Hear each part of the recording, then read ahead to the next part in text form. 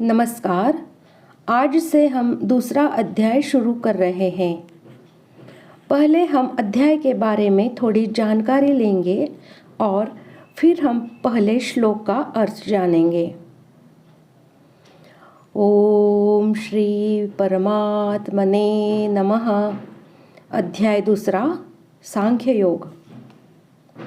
इस अध्याय में शरणागत अर्जुन द्वारा अपने शोक की निवृत्ति का एकांतिक उपाय पूछे जाने पर पहले भगवान ने 30वें श्लोक तक आत्म तत्व का वर्णन किया है। सांख्य योग के साधन में आत्म तत्व का श्रवण, मनन और निधि ध्यासन ही मुख्य है।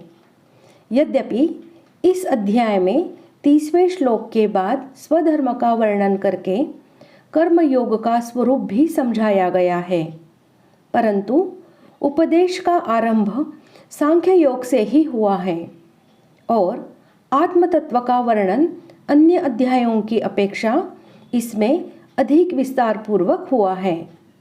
इस कारण इस अध्याय का नाम सांख्य योग रखा गया है। पहले अध्याय में गीतोक्त उपदेश की प्रस्तावना के रूप में दोनों सेनाओं के महारथियों और उनकी शंख ध्वनि का वर्णन करके अर्जुन का रथ दोनों सेनाओं के बीच में खड़ा करने की बात कही है।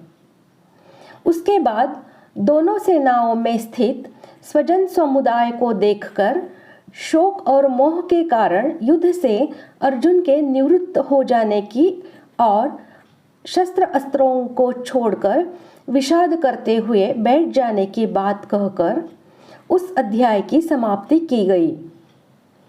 ऐसी स्थिति में भगवान श्री कृष्ण ने अर्जुन से क्या बात कही और किस प्रकार उसे युद्ध के लिए पुनः तैयार किया, यह सब बतलाने की आवश्यकता होने पर संजय अर्जुन की स्थिति का वर्णन करते हुए दूसरे अध्याय का आरंभ करते हैं।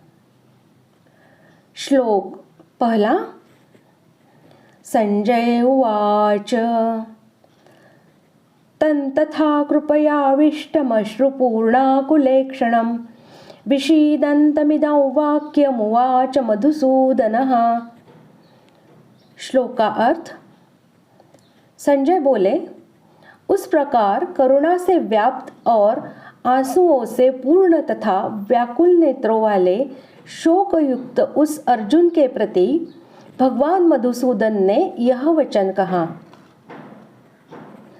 पहले अध्याय के अंत में जिनके शोक मग्न होकर बैठ जाने की बात कही गई है, उन अर्जुन का वाचक यहाँ तम पद है और उसके साथ उपर्युक्त विशेषणों का प्रयोग करके उनकी स्थिति का वर्णन किया गया है। अभिप्राय यह है कि पहले अध्याय में जिसका विस्तार पूर्वक वर्णन हो चुका है, उस बंधु स्नेह जनित करुणायुक्त कायरता के भाव से जो व्याप्त हैं, जिनके नेत्र आंसुओं से पूर्ण और व्याकुल हैं तथा जो बंधु बांधवों के नाश की आशंका से एवं उन्हें मारने में भयानक पाप होने के भय से शोक में निमग्न हो रहे हैं, उनका शरीर शिथिल हो रहा है, मुख सूख रहा है, शरीर में कंपकपी आ रही है, रोंगटे खड़े हो रहे हैं, हाथ से धनुष गिर रहा है, त्वचा जल रही है, खड़े रहने की भी शक्ति नहीं रही है और मन भी भ्रमित हो रहा है। ऐसे उस अर्जुन का कायरता के दोष से शोकाविष्ट होकर रथ के मध्य भाग में बैठ जाना। बड़े आश्चर्य के साथ संजय यही भाव उपर्युक्त पदों से प्रकट कर रहे हैं। अर्जुन जैसे महान शूरवीर के भीतर भी कौटुंबिक मोह छा गया और नेत्रों में आंसू भर आए। आंसू भी इतने ज्यादा भर आए कि नेत्रों से पूरी तरह देख भी नहीं सकते। संजय के द्वारा मधुसूदन पद कहने का तात्पर्य है कि भगवान श्री कृष्ण ने पहले देवताओं पर अत्याचार करने वाले मधु नामक दैत्य को मारा था। इस कारण इनका नाम मधुसूदन पड़ा। वे ही भगवान युद्ध से मुंह मोड़े हुए अर्जुन को ऐसे वचनों द्वारा युद्ध के लिए उत्साहित कर रहे हैं। ऐसी अवस्था में आपके पुत्रों की जीत कैसी होगी, क्योंकि आपके पुत्र भी अत्याचारी हैं और अत्याचारियों का विनाश करना भगवान का काम है। अतएव अपने पुत्रों को समझाकर अब भी आप संधि कर ले तो इनका संहार रुक जाए।